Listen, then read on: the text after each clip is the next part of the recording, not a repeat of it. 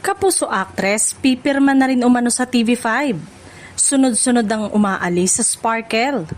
Usap-usapan ngayon ang posibilidad na isa na namang kapuso actress ang napabilang sa mga artistang tatawid sa TV5. Lalong naging palaisipan nito dahil nitong mga nakaraang buwan ay ilang pangalan na ang nagtapos o hindi na nag-renew ng kontrata sa Sparkle GMA Artist Center. May mga dating kapuso star na rin namang nakipagsapalaran sa ibang management at network. Dahilan para mapansin ng ilang showbiz observers ang tila pagbabago sa galaw ng mga artista sa industriya. Samantala, hindi rin nabago ang pagkakaroon ng kapuso star sa mga proyektong mapapanood sa TV5 sa pamamagitan ng isang proyektong inaprubahan ng GMA. Kaya naman ang tanong ng mga netizen, sino kaya ang susunod na kapuso actress na maghahanap ng panibagong oportunidad sa labas ng Sparkle?